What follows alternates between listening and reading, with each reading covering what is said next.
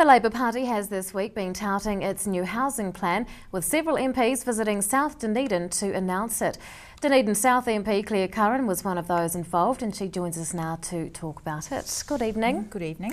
What is the Labor Party's long-term plan for South Dunedin? Well, we've announced what's called an affordable housing authority, which is what we would set up should we be elected next year. Which isn't just about South Dunedin. It's a much bigger plan for urban renewal across New Zealand.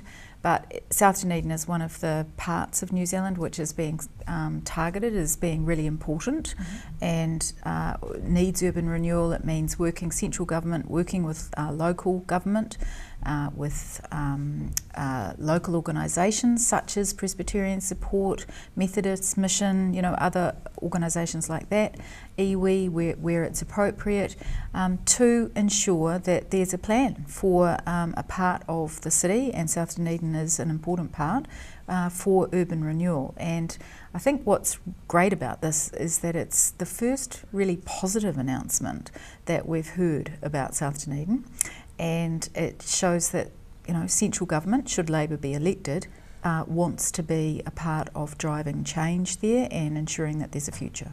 What do you think are the issues currently in South Dunedin? Oh, well, right now the issues are cold, damp houses. I mean, there's something like 18,000 houses in Dunedin which are cold and damp and aren't up to scratch.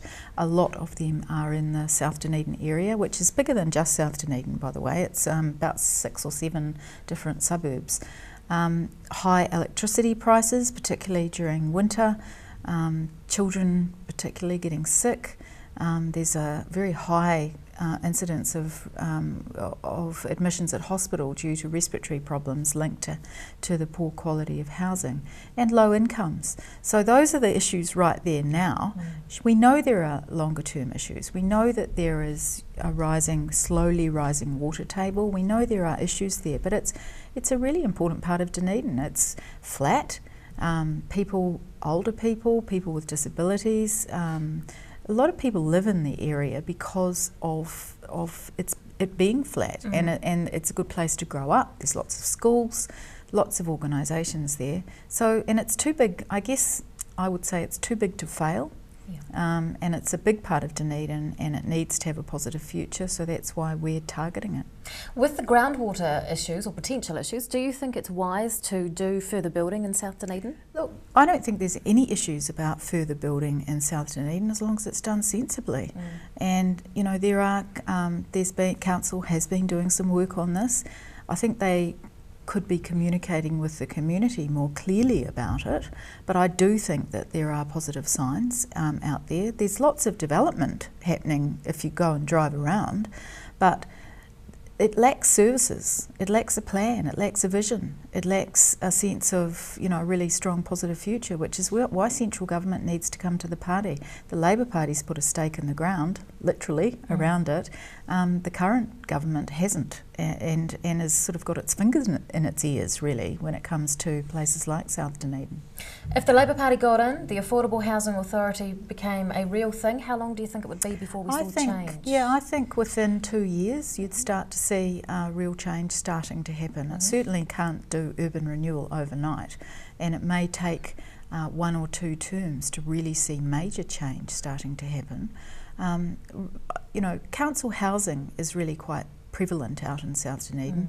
One of the things that we could start by doing is doing some revitalisation of the social housing, the council housing out in South Dunedin to show leadership. But that's going to take a partnership approach, and that's why the Labor Party's saying we need to work together. Are the local housing problems different to what other centres are experiencing? Well, yes and no. There's cold, damp housing all around New Zealand, particularly in the South Island. But it's affordable housing, it's poor quality housing, and it's the need for regional development, for signs of life in regional New Zealand. And if the Affordable Housing Authority is not just being dreamed up out of the blue by the Labor Party, it's based on models that exist overseas that are delivering real change.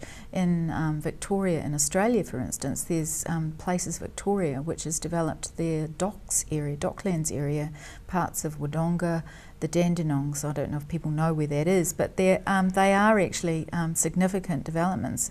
Similar sort of arrangement. It's actually shown real renewal in regional parts of Australia and important parts of Melbourne itself. So I think it's exciting. It's a new idea, and I think I hope New Zealanders will embrace it. What do you think is likely to happen to South Dunedin if this Affordable Housing Authority doesn't come to fruition? Well, there has to be a plan, a vision, and you've got to have central government, local government, organisations, the South Dunedin Action Group, which is forming out there, which has got a lot of people involved now who really care about the area. You've got to have them working together with the same objectives, and it needs a will. At the moment, there's no plan. There's, a lot of question marks, and there's been, some real conflict in the community, and leadership is what's needed, I suppose. That's the catalyst for change and hope. And I think our city deserves it. And that part of Dunedin is the gateway to the beaches, it's the gateway to the Otago Peninsula. It's a really important part of Dunedin. People need to back it. Dunedin South MP Clare Curran, thanks so much for your time. Thank you.